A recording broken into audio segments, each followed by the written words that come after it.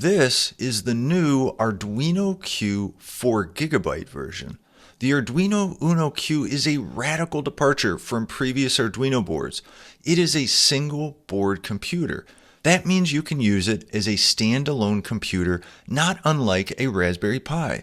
This is the second Q board that Arduino has released in what is becoming a family of single board computers based on the Qualcomm Dragonwing QRB2210 microprocessor. What's really interesting about these boards is that in addition to the microprocessor, they also have a very capable microcontroller, the STM32U585 with an ARM Cortex M33. Using the new Arduino AppLab, which we'll talk about in a moment, you're able to write code directly for the microprocessor or for the microcontroller and have them talk to each other over a bridge. So what's the difference between this new Arduino Q 4GB version and the previous Arduino UNO Q 2GB version? Well, the name says most of it. Where they differ is in the RAM and flash storage. The 4GB version has 4GB of DDR4. The 2GB version has 2GB of DDR4.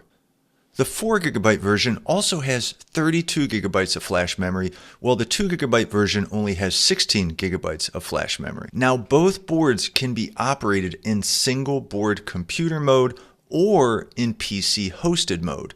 In single board computer mode, you use the Arduino Q like you would any other PC. You just plug in a USB dongle to the USB-C port, and then you can add peripherals like a keyboard, a mouse, or a display. In PC hosted mode, you connect the Arduino Q to your computer like you would a typical Arduino board, and you program it using the free Arduino AppLab.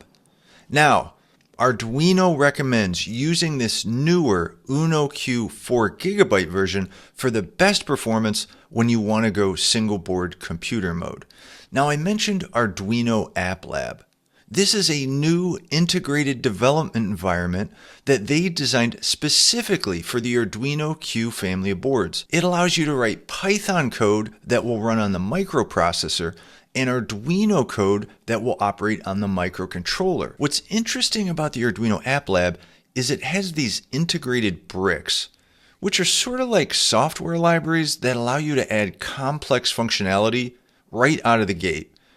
So things like AI models, web UIs, even databases, that kind of thing. It's pretty interesting. Now, if you're going to use the Arduino AppLab, it is essential that you understand the bridge code that allows you to link the microprocessor code that you write to the microcontroller code that you write. I've actually written some really simple example programs that highlight how this bridge code works.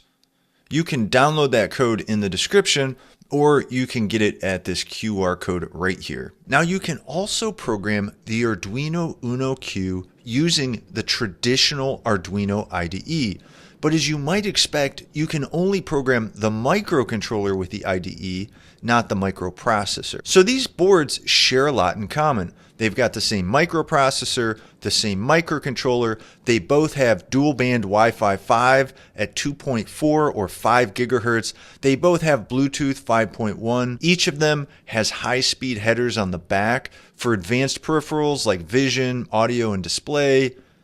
Additionally, they share that classic UNO header layout on the top so that you can mount shields that add capabilities. And you'll find the 8x13 LED matrix on both of these boards. Each of the LEDs on these matrices can be PWM'd for some really neat effects.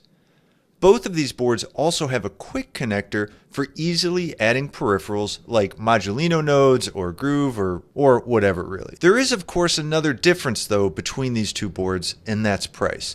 The 4GB version costs $59 USD and the 2GB version costs $44 USD. So you're paying about $15 to double the RAM and the flash storage. Now, if you're interested in this Arduino Q, then the next video you should watch is this one right here, where I walk through 3 simple projects to get you up and started using the Arduino Q. It's this video right here. It's going to give you an idea of how you actually use this thing.